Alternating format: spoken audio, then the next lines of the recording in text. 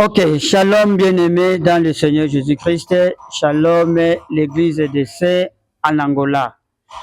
Oui, je suis fier encore une fois de plus de se tenir devant les saints de Dieu, devant les princes de Dieu, pour s'exprimer de la part de notre Seigneur Jésus-Christ. Ok, vous allez quand même nous pardonner. Ce message sera lancé dans trois langues qui dominent aussi notre évangile ici sur le terrain. C'est-à-dire, tu peux s'exprimer en français, tu peux s'exprimer en portugais, puis tu peux na lingala. Alors, naye moi mouké pour s'exprimer pour na koloba ndengene. Ça fait déjà 26 ans na terrain. Pour la mission, il y a évangile. Et nous savons tous que tous na mission Oyo Christ a tiqué la mission.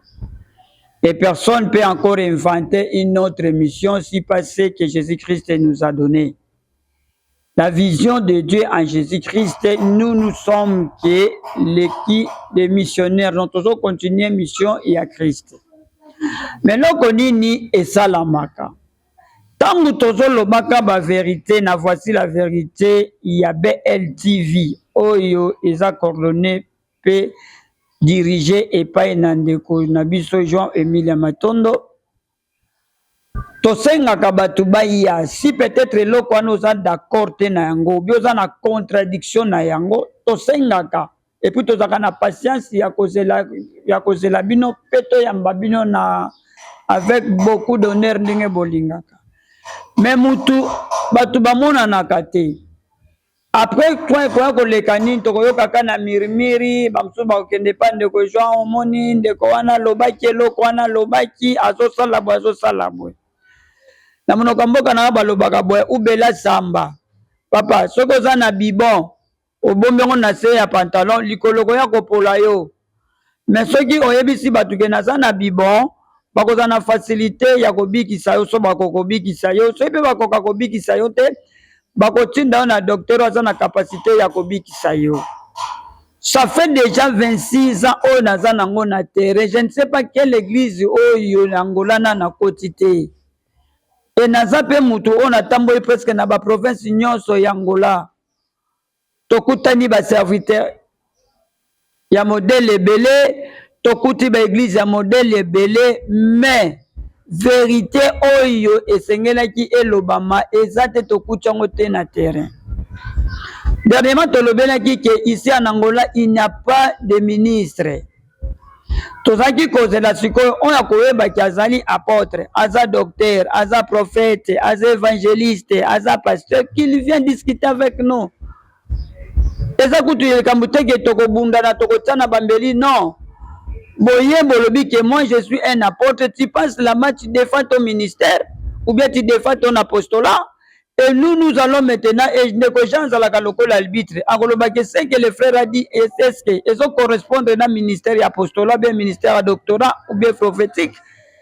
Ne à partir de la place on a ngamnoko kikangama.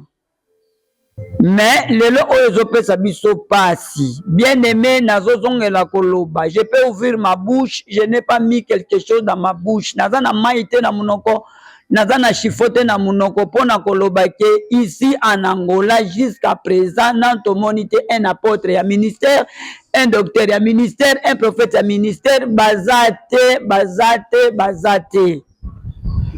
Alors ceux qui oyebi aux apôtres et qui apostolat nous est vrai.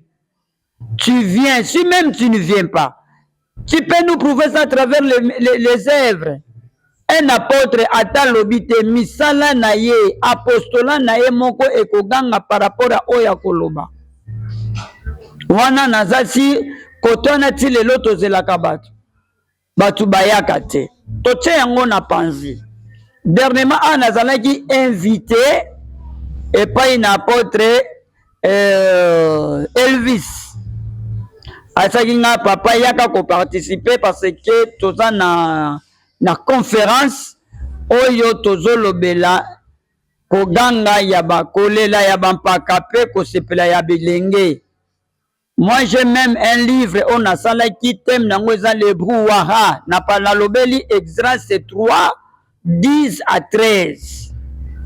nayebisaka ndeko Elvis boye moto akoka koteya teme wana bien même ye na s'adressaki pa na ye na soki oteyi teme wana bien je vais te donner 50 000 kwanza 50 000 kwanza eza nango eloko ya gravité oyo koyebaki tokosaki mpe tokokaki kopesa te et j'ai participé mais façon yango eteyami yango te.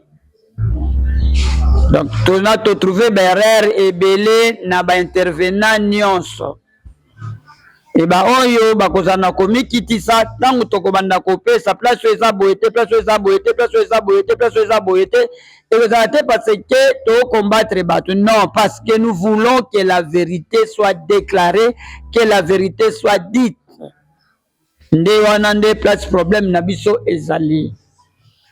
Alors toyokaki bamosusu balobeli likambo ya sainte doctrine même likambo yango nga nazalaka nango na débat avec les gens ici en Angola na mboka na biso sainte doctrine eza te mokolo mpe sainte doctrine ekekota nous allons comprendre que doctrine ya basantu oyo ezalaki te parce que esika sainte doctrine ezali okoko discuter te et gloire à Dieu etunamaki mpe na mutuna moko etunamaki na conférence oyo ndeko Elvis barealizaki na bandeko na ye bayaki kotuna eske ndenge nini toko koyeba église oyo eza na sainte doctrine to eza na sainte doctrine te. Bien aimé, sainte doctrine eza lokola lumière ya soleil ndenge moyo ezongala boye donc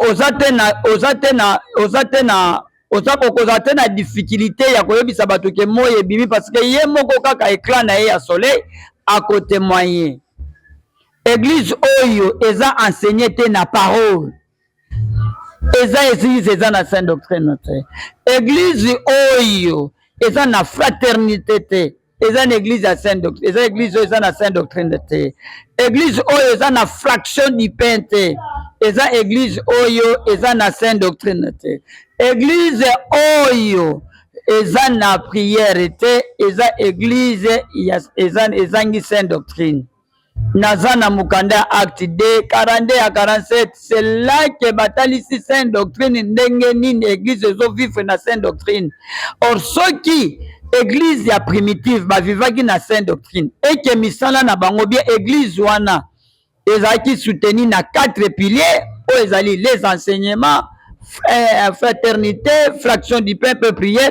Pourquoi nos églises etikali kaka na pilier moko prière prière prière prière prière prière là du moins si tu appelles des gens pour venir prier là tout le monde sont d'accord même oya yebi ko sambela te oya yekoli lo sambo te du moins de ce côté là bakozala d'accord mais soko ici batu boya na enseignement côté wana nde komi omona batu baza na tante batu baza na boyete parce que les gens ne veulent pas la vérité ezali batu te ezali bino nde bakambi nde bosali bango bongo tozo trouver ba église mususu bien je ne sais pas na benga ngo ka ba religion mususu oyo eza na doctrine na bango lokola bandeko lokola ya témoin de Jéhovah bafandi na enseignement na bango bien que enseignement na bango eza na ya libungi mais bafandi na enseignement na bango même bandeko ya Islam baza pe na enseignement na bango mais lelo oyo l'église to benga ngo christianisme efandi na nini efandi na prière prière prière prière prière et puis prière longo nini ya kolukelongi na Nzambe. Bien aimé, personne na Bible aluka Nzambe akutana na Nzambe.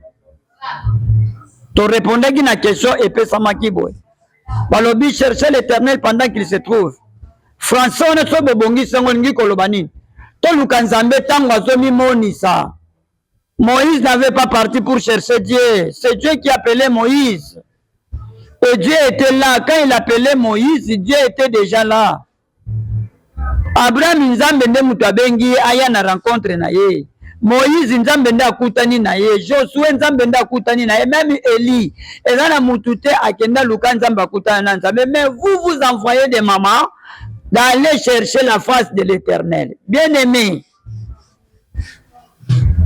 Ça c'est là. Eloko bosalaka. Parce que vous en connaissance de la vérité. Vous êtes comme des petits enfants. Vous avez besoin d'être enseignés. Ma théologie na bino bokoti wana bien aimé, et ça même bino kana perdiction. Et puis l'enseignement de Dieu, vous ne trouverez pas ça dans la théologie. L'enseignement de la vérité est ça dans l'église. C'est là que nous enseignons. Nous avons comme un apôtre, un professeur, il y a théologie, un docteur, un docteur, il y a l'école, non, notre mission, nous sommes pour l'église de Dieu. S'il faut faire nos écoles, ça doit être dans l'église de Dieu.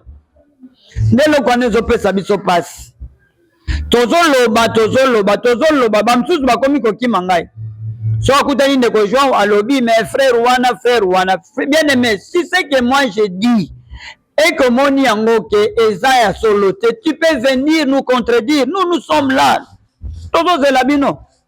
Mais so bino momoni ke Esaïa yango ya soloté, yango ndezo kima, na portugais balobaka bwe, que nous devons nous trémer.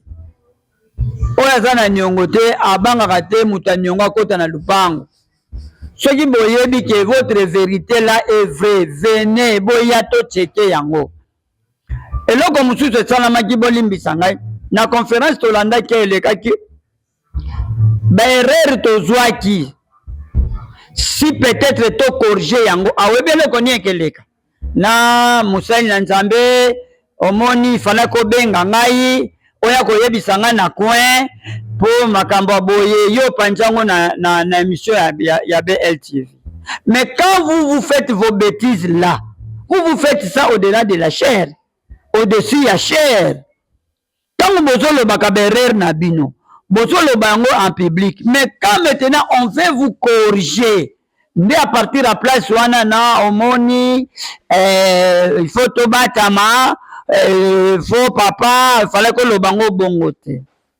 Boza témoin ya oebino moko bosalaka. Bientôt là viendra le jugement. Et Nako Sabino t'es bien aimé dans le Seigneur. Moi je suis encore ici, je suis encore vivant. Nazan Angola, Angolais à Tata Nangai. Je n'ai peur à personne. Natambo la kanabata makate. Nazotali Sabino na lati masque te. Vous avez votre habitude à koluka batu, tokoluka muta beta parce que vous êtes des brigands et nous sommes prêts de mourir à cause de l'évangile. Etienne Azaki lapidé, tant que bazo lapidé, Etienne il a vu laissé ouvert à cause de la vérité Jésus-Christ alobaki. Bakoboma mingi kati na bino bakobwaka bango na ba prison. Mingi kati na bino bakoboma bino. Nous sommes prêts parce que nous avons le compromis avec notre Dieu. Et notre compromis, c'est dire la vérité, qu'on défendre la vérité. Yango. Nous sommes là pour défendre notre vérité. Bien aimé, j'aime beaucoup na kemi. Oyebi, na kata conférence, na swaka 2 ou 3 erreurs salamaki. Na kosimba kaka peut-être il y a 2 personnes. Pour tout équilibrer, mais erreurs ezebele. Ndeko lobi ministère apostolat eza fourchette oyo eza na hôtel de l'Holocauste. Ce que tu dis mon frère, où est-ce que tu as trouvé cette vérité? Tu crois être la vérité? Akoye biso na école ya théologie ou bien batata na ngande bate ya kinga.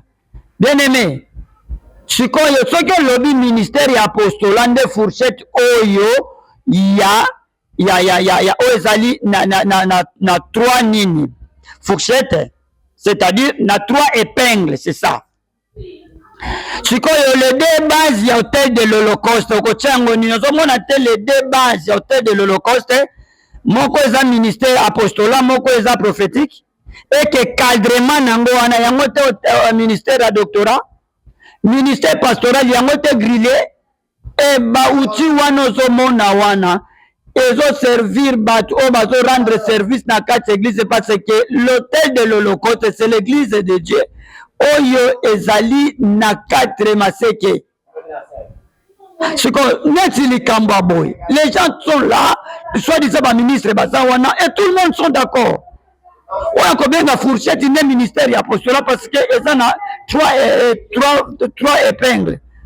Bien aimé. Totika. Nous sommes vraiment tous à c'est aussi tolembi à cause de ma mensonge. Et si tolembi. Deuxième erreur, Moussous Batubalobi, dans l'Ancien Testament ou bien dans l'Ancienne Alliance, l'Esprit de Dieu est qui était permanent dans Moutou.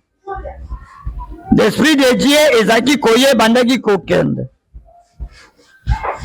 Bien aimé, je peux vous dire, tant boyo kaka, Enoch, Oya Mataki, azaki une incarnation en Nzambe, l'Esprit de Dieu azaki kati na permanent, du début jusqu'à la fin de la mission.